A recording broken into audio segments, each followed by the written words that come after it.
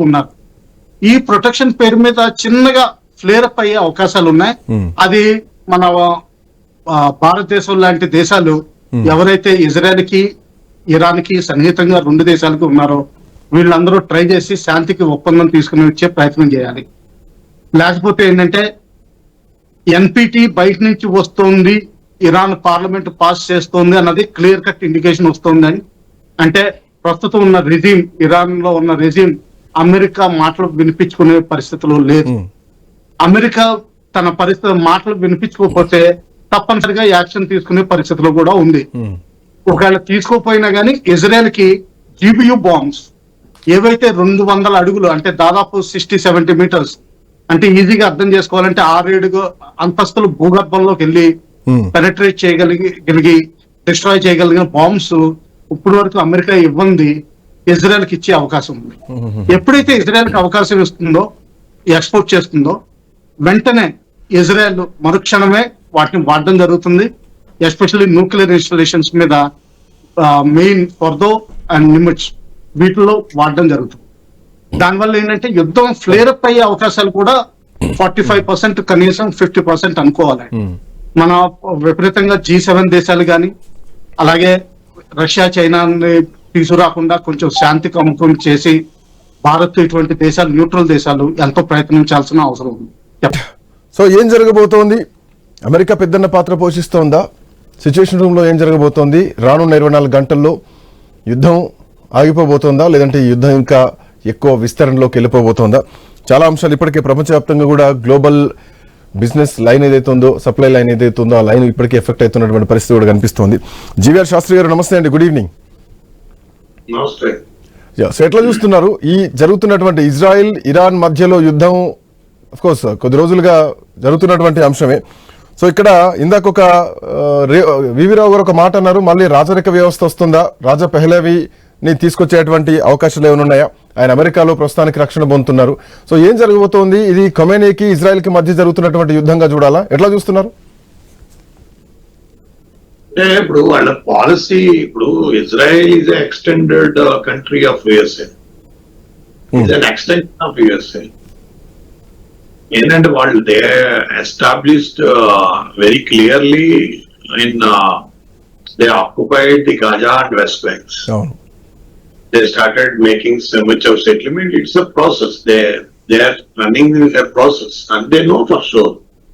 In 1982-83 లోనే వాళ్ళు they had a doctrine. వాళ్ళ డాక్ట్రిన్ తయారు చేసుకున్నారు. ఆ డాక్ట్రిన్ లో వాళ్ళకి ఏంటంటే 80% లోను మిడిల్ ఈస్ట్ లో ఈ ముస్లిం కంట్రీస్ ఎక్కువ ఉంటాయి. దాన్ని బట్టి it is a combined doctrine of US and Israel. మీరు కరెక్ట్ గా అబ్జర్వ్ చేస్తే జార్జ్ డబ్ల్యూ బుష్ ఏం చెప్పాడు, వెపన్స్ ఆఫ్ మాస్ డిస్ట్రక్షన్ అని చెప్పి ఇరాక్ లేపేశారు, తర్వాత లిబియా లేపేశారు, తర్వాత ఈజిప్ట్ లేపేశారు, యమన్ ని డిస్టర్బ్ చేసేసారు. ఇంకా మిగిలిన కొన్ని గ్రీక్ గా ఉన్నాయంటే సౌదీ అరేబియా ఎవరైతే అమెరికా కనుసన్నల్లో బాగుంటారో వాళ్ళని ఉంచుతున్నారు. వాళ్ళ దగ్గర కొంతవరకు కరెక్ట్ గా ఉంటుంది. బట్ నేను వాళ్ళు కూడా ఉంటారని పెద్దగా అనుకోనండి, ఎందుకంటే అది జరిగే పని కాదు. వాళ్ళు ఇవాళ వీళ్ళ పని అయిపోయిందంటే ఇంకా వాళ్ళే మళ్ళీ వాళ్ళతో కూడా పెట్టుకుంటారు. So it's doctrine, I doctrine always like that. ఎందుకంటే వాళ్ళది చాలా క్లారిటీ ఉన్న పాలసీ అది. అది ఏంటంటే వాళ్ళ దగ్గర బలం తాకత్తుగా ఉన్న వాళ్ళని వీళ్ళ దగ్గర వీళ్ళు అలా చేసేవారు. అలా చేయగలని ఏం గ్యారంటీ లేదు. అదేంటంటే ఇది ఎలా చూడాలి అని అంటే వరల్డ్ ఎకానమీని డిస్టర్బ్ చేసే వ్యవహారం. ఎగ్జాక్ట్లీ, అవును. ఎందుకంటే మనం ఆ ట్రంప్ గారికి పెద్దగా ఏం తెలియదు, ఆయన క్యాపిటలిస్టిక్ ఎకానమీ, ఆయనకేం తెలుస్తాయని నేను అనుకోను. ఆయన స్వేరింగ్ సెరమనీ టైంలో ఏం చెప్పాడు, గ్రీన్ ల్యాండ్ అన్నాడు, లేకపోతే సూజ్ కెనాల్ అన్నాడు, లేకపోతే ఇంకోటి ఏదో చెప్పాడు, లేకపోతే కెనడాని మనది ఒక 54 ట్రూడన్ మేము గవర్నర్ అన్నాడు. ఇప్పుడు అవి ఏం అవ్వలేదు, ఒక్కడు కూడా. So is not a serious, he doesn't understand the seriousness of a people's welfare of the entire globe. People, it's not that you are recognized as a big brother or a big country. ఇది ఏంటంటే ఒక రకమైన ఆ turmoil లో ఉండిపోయాడు America. Turmoil లో ఉండిపోయింది. మీరు స్ట్రాటజికల్ గా చూస్తే యాక్చువల్ గా నన్ను అడిగితే ఇజ్రాయెల్ అమెరికా వీక్ లో ఉన్నారు. వాళ్ళు కొట్టచ్చు, ఇరాన్ కొట్టచ్చు, అదే పెద్ద కన్ఫ్యూజన్ కాదు. Um, but economically, in terms of economically, ఆర్థిక ఏంటంటే మీకు ఏది పడిపోయినా లేపేచ్చు, కానీ ఆర్థిక శాస్త్రాన్ని పడిపోతే వాస్తవం. లేపలేదు. ఉమ్, సో ఆ రెండు దేశాల్లో ఇజ్రాయెల్ ఇప్పటిదాకా ఖర్చు పెట్టిన ఆ ఖర్చు ఉంది చూసారో, it is above the economy level of Israel. Um, వాళ్ళ వల్ల కాదు. ఒక 20 ఇజ్రాయెల్ కలిపినా కూడా ఆ ఎకానమీ సస్టైన్ చేయలేదు. ఉమ్, అంత ఎకానమీ రాలేదు. ఇంకెంతకాలం అని యుఎస్ఏ గవర్నమెంట్ ట్రై చేస్తుంది. సో ఇదేంటంటే మీరు ఆర్థిక వ్యవస్థలో మనం విషయాలు మాట్లాడుకునేటప్పుడు we should be very careful. అవును. ఎందుకంటే ఏదో ఆనందంగా చేసేసామంటే కుదరదు. తర్వాత మనకు తడిసి మూవ్ అయిపోతుంది. దేశాలు మనం యుద్ధంలో నెగ్గచ్చు, ఆర్థికంగా ఓడిపోతే అంతకంటే పరిస్థితి ఇంకోటి ఉంటుంది. వాస్తవం. అవును. యుద్ధంలో నెగ్గచ్చు, ఆర్థికంగా ఓడిపోతే మనకి ఇంకా తలకాయ చూపించడానికి కూడా ఉంటుంది. అవును. ఇప్పుడు మీరు పాకిస్తాన్ ఎకానమీ, ఎందుకంటే మీరు Pakistan economy up to general Zia దాకా ఎలా ఉండేది, అవును. ఒక విధానం ఉండేది. ఏంటంటే వాళ్ళకి స్టెబిలిటీ ఉంటుంది. ఎప్పుడైతే Pakistan military assumed and presumed a political setup is a useless setup.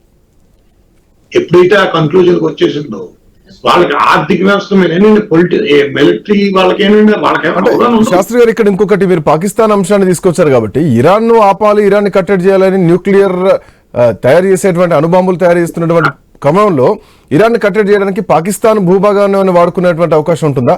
So Pakistan ఆ విషయంలో అమెరికాకి ఏమైనా భూభాగాలు వాడుకోవడం కాదు. వాడు బిల్ క్లింటన్ టైంలోనే పర్వేజ్ ముషరఫ్ మీద గన్ పాయింట్ పెట్టి ఆయన ఆర్మీ చీఫ్ నుంచి ప్రెసిడెంట్ గా ఎలక్ట్ అవ్వడానికి, అక్కడ ఎలక్షన్స్ నిర్వహించడానికి అమెరికా పర్మిషన్ ఇచ్చింది ఒక కండిషన్ మీద. అది ఏంటంటే నూర్ ఖాన్ ఎయిర్ బేస్ ని అది పాకిస్తాన్ గవర్నమెంట్, పాకిస్తాన్ ఆర్మీ అది అమెరికాకి హ్యాండ్ ఓవర్ చేసింది. మొన్న జరిగిన దాంట్లో 27 మంది అమెరికన్ సోల్జర్స్ చచ్చిపోయారు. అది జరిగింది అసలు. నూర్ ఖాన్ ఎయిర్ బేస్ ఇది మీరు ఒకటి అబ్జర్వ్ చేసి ఉంటారో లేదో, ఉసామా బిన్ లాడెన్ పట్టుకున్నాం అనుకున్న అది జరుగుతున్న కార్యక్రమంలో మీరు ఒబామాని చూస్తే ఆ ఉసామా బిన్ లాడెన్ హౌస్ లో హెలికాప్టర్ దిగినప్పుడు అది ఒక హెలికాప్టర్ కూలిపోయింది. కూలిపోయిన వెంటనే ఒబామా ఏం చెప్పాడంటే అలర్ట్ ది నూర్ ఖాన్ అన్నాడు. అంటే గమ్మున ఎవరికి అలాగే అక్కడ ఉన్నారో మీరు అది లైవ్ చూడండి.